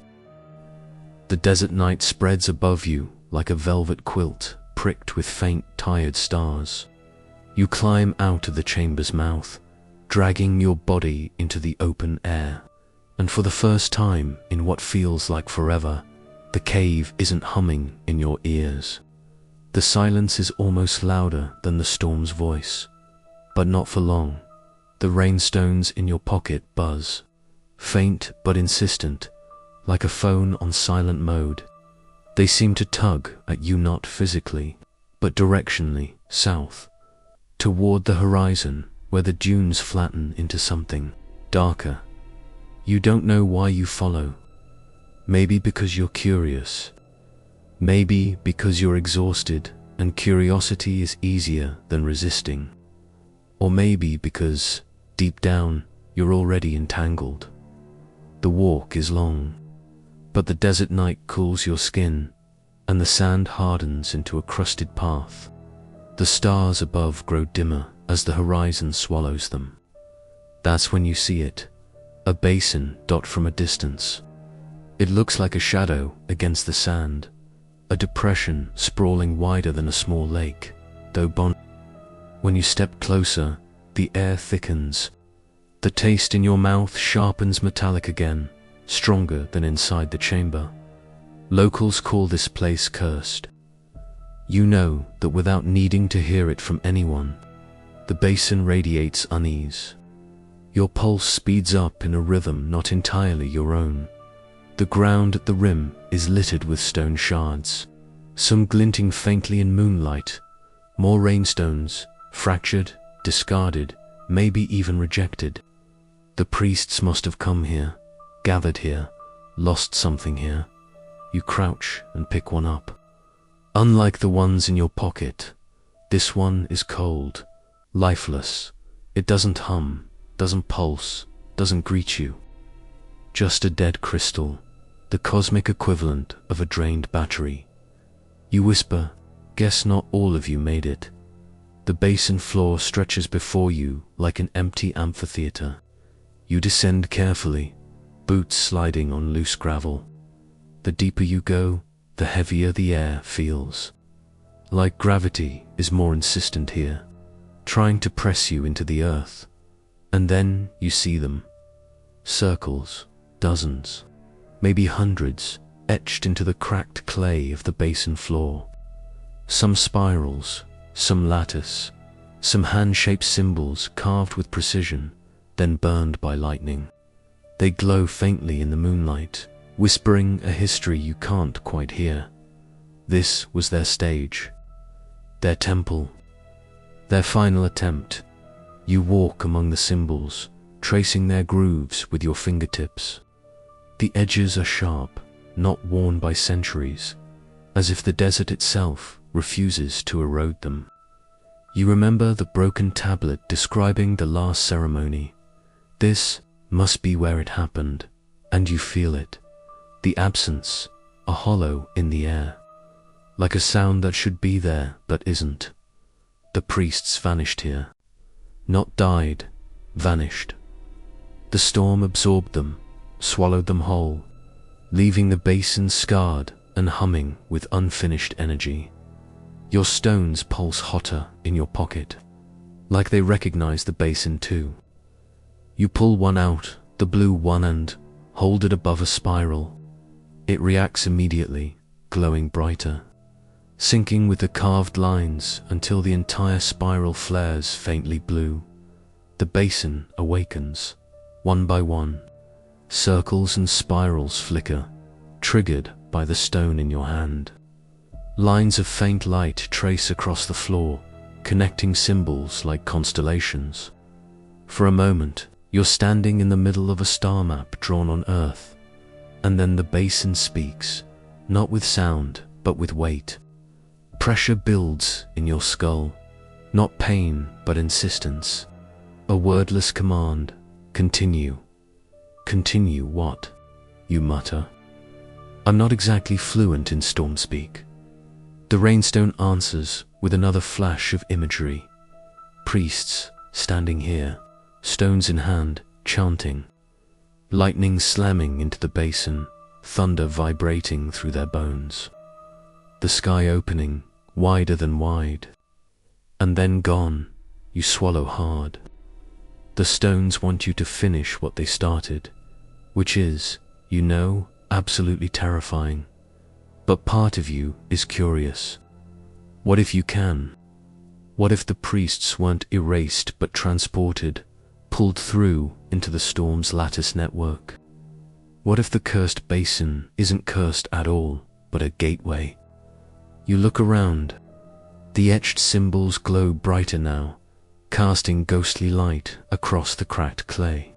The whole basin hums, not unlike the chamber's platform, but deeper, broader, as if tuned for a choir instead of a solo. Yeah, you whisper, voice trembling. This is definitely a group project. And here's the kicker. You're alone. You laugh softly at the absurdity. One exhausted human standing in a dead desert bowl, pocketful of alien stones, about to attempt a ceremony that swallowed an entire priesthood. If anyone asks what you're doing, you'll just say, recreating history. No big deal. Your rainstones pulse again, synchronizing now, their colors blending in your palm blue, green, faint gold.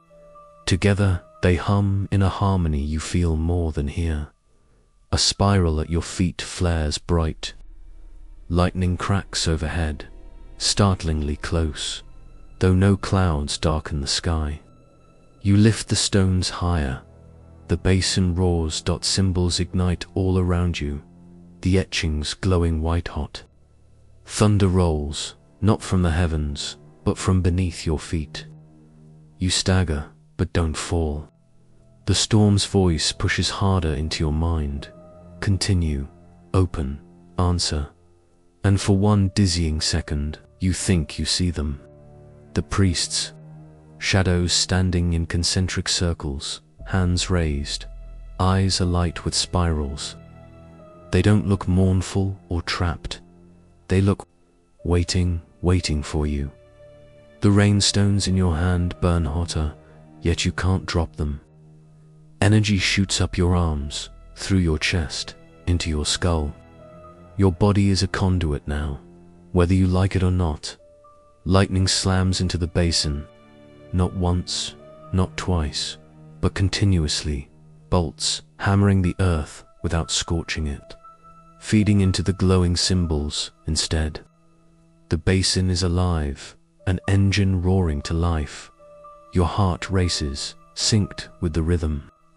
You realize, with sharp clarity, the priests weren't cursed. They were chosen. This place isn't a tomb. It's a launch pad, and you're next in line. The question is, do you let it happen? The storm does not roar with sound, allowing it vibrates through your ribs, through the delicate bones inside your ears, through every drop of blood in your body. You can't tell where your pulse ends and the basin's heartbeat begins. The air around you glows faintly, as though the night itself has caught fire but refuses to burn. You stand in the center, rainstones pressed tight in your palms. They hum, hotter, heavier, until you wonder if they're melting into your skin. Maybe they are. Maybe you're not holding them anymore. Maybe they're holding you. Above, the sky contorts. The stars stretch like wet paint, smearing across the black canvas of night. They elongate, swirl, spiral down until they mirror the patterns etched into the basin floor. You realize, sick and awed, that the basin isn't just a place. It's a reflection of the cosmos, a mirror to the storm's map.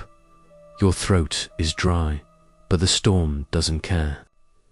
It pushes into your thoughts, filling the spaces between them, whispering with no mouth, no tongue, no mercy. Return, return, return. You ask it out loud, voice trembling, cracking. Return what? Return who? A flash blinds you. Not lightning, not fire, but memory. You see the priests again, arranged in their spirals, cloaked figures chanting in a rhythm older than language. Their mouths move, but the sound is thunder. Their stones pulse like yours, but stronger, steadier. They were ready. They knew what they were doing. And you're just guessing. The vision shatters. You're left with your heart pounding, your mouth whispering nonsense syllables. Except, they don't sound like nonsense.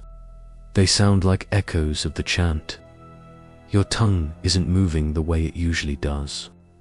Words are spilling out of you as if borrowed. The basin reacts.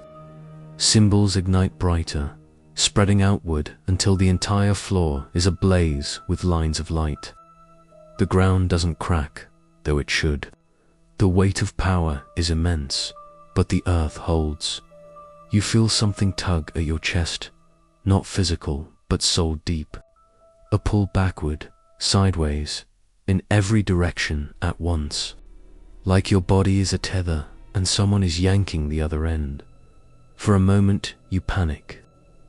You dig your boots into the clay. You shout, "No, wait," but the stones drown your voice. The storm does not wait. The pull intensifies. Your vision doubles, triples. You see yourself standing there, and another self a fraction out of sync, and another beyond that. Like peeling layers of your own skin away, revealing infinite copies stacked behind you. Return, the storm insists. Return. To what? To whom? To when you think of the priests, vanishing together in a burst of lightning. Did they return somewhere else? Or to something else? Were they pulled back into the lattice you glimpsed in the chamber, woven into the storm's circuitry? Are they still there, humming in some other dimension, waiting for their relay partner? Your stones burn hotter, nearly unbearable, but you don't drop them. Maybe you can't. They've fused to your palms now, veins glowing faintly where they sink into flesh. You are more conduit than human. The basin spirals flare. Above, the smeared stars pulse, sinking with the ground, sinking with you. For one impossible second, you are the bridge between heaven and earth. Then dash silence. The wind cuts. The stars freeze. The basin holds its breath. And in that stillness, you hear it. A voice, not the storm, not thunder. A human voice. Soft, layered, overlapping itself in echoes. You found the path. You spin, nearly stumble, but no one stands in the basin.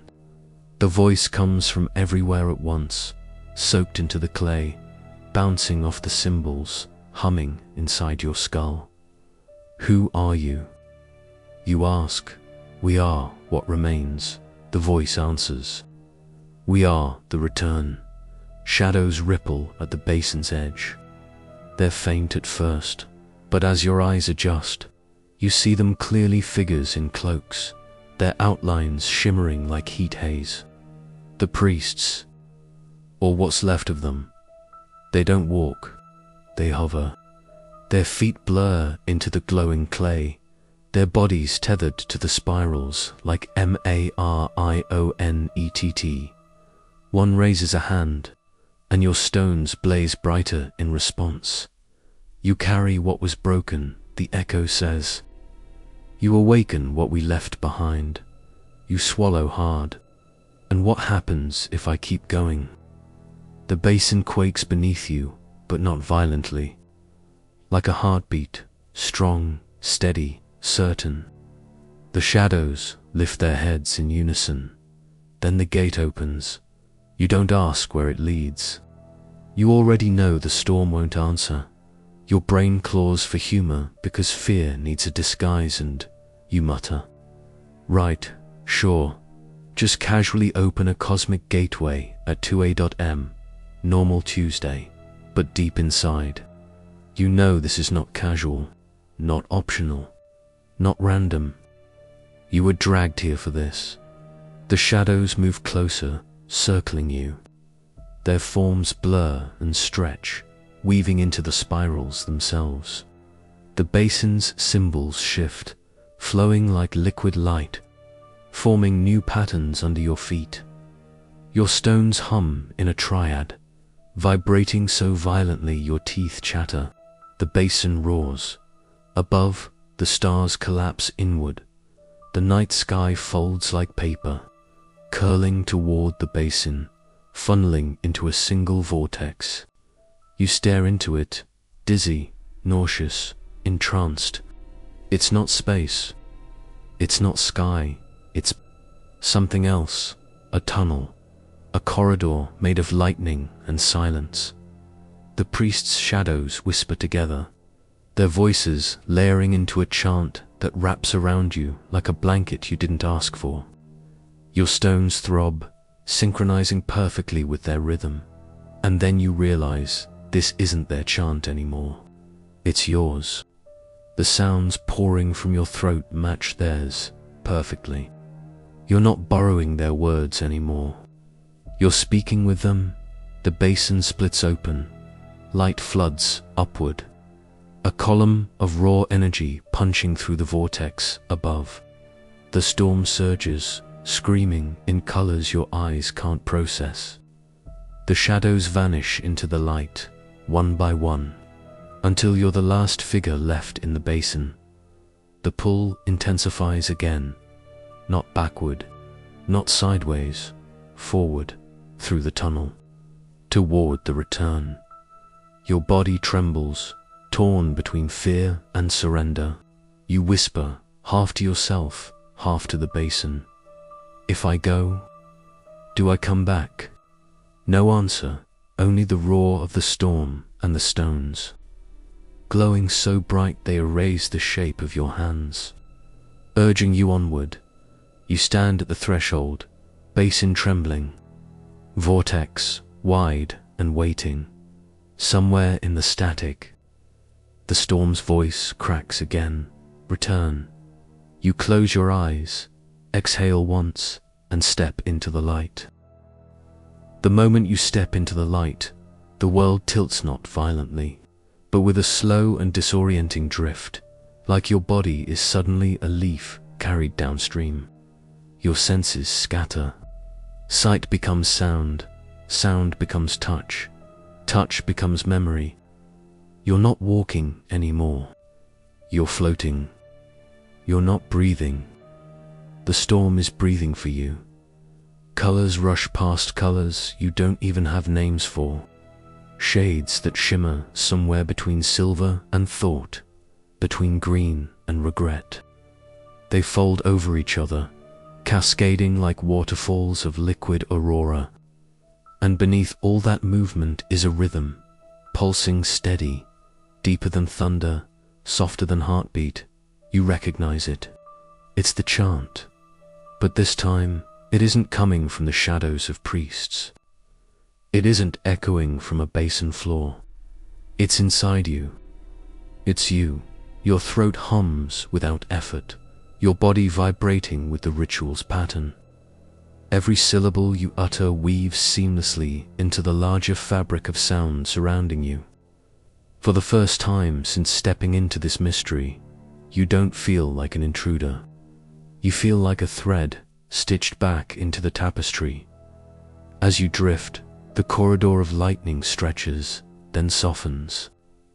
The edges lose their sharpness, dissolving into rolling mist. You realize the vortex isn't a tunnel, it's a transition. The further you go, the more it feels like you're not traveling through something, but becoming it. Your hands glow faintly.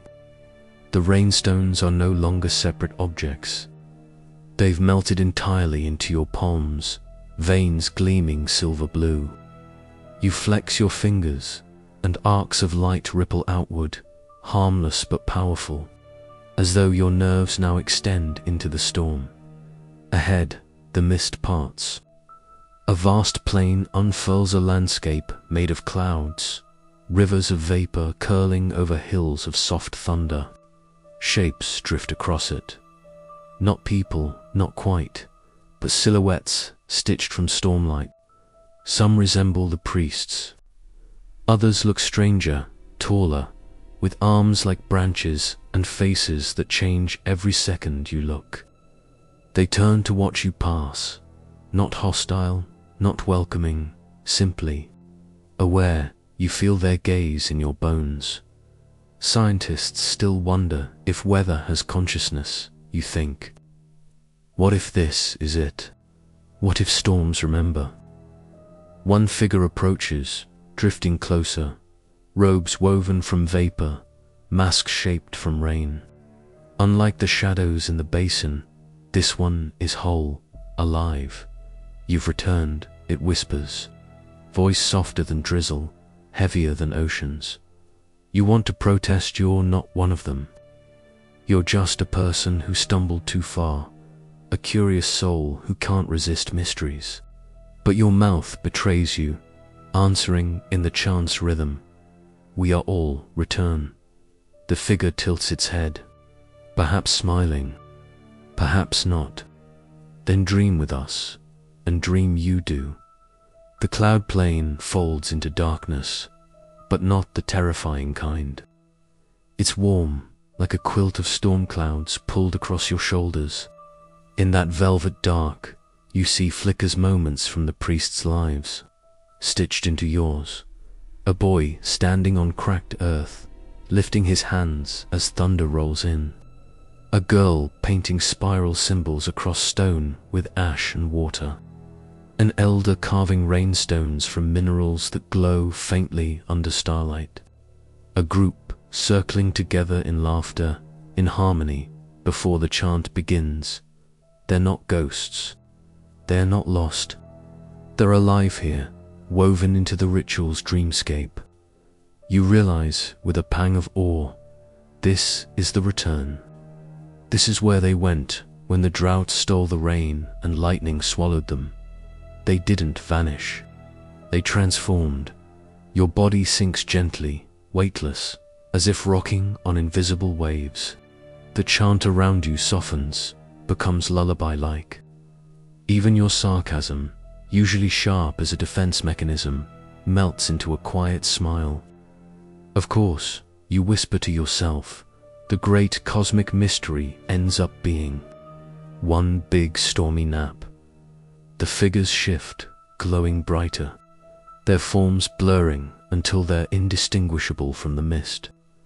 You're alone again, but not lonely, because the chant remains.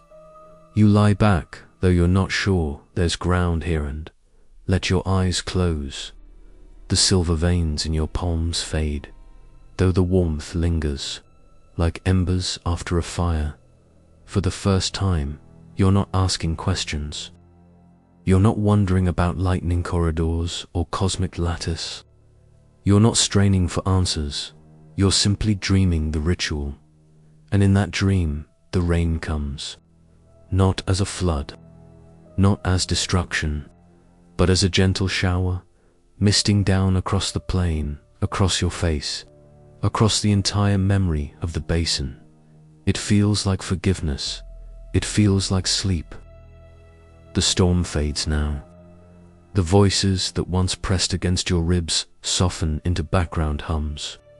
The basin, the mist, the cloud plane, they all recede gently, like a tide pulling back into a quiet ocean. You lie still, eyes closed, wrapped in the afterglow of the ritual. Your body feels lighter than before, as though the stones have truly melted, not just into your palms, but into your being. You no longer carry their weight. Instead, you carry their calm. The whispers drift further away, less command, more comfort. They no longer insist return instead. They murmur rest. Your breath slows, each inhale blending seamlessly into the low hush of wind. Each exhale unravels tension, releasing it into the night. The basin's glow fades behind your eyelids, not extinguished, but dimmed to a soft ember. If you focus, you can still hear rain falling far away, steady and forgiving. But it isn't rushing toward you anymore. It simply exists, gentle background music for your drifting thoughts. Your mind loosens its grip. The questions that once rattled around about priests, about rituals, about gateways float off like leaves carried downstream. They are still there, but they no longer demand answers. They are content to linger, like stories half remembered after a dream, and you are content, too. The storm has carried you far, yet it leaves you resting exactly where you need to be, here, in the quiet, at peace, ready to sink deeper into sleep. So let the last echoes fade. Let the ritual end, not with thunder, but with silence. You've walked with the priests, sung their chant, dreamed their dream. That's enough. Now rest, sleep well. Sweet dreams.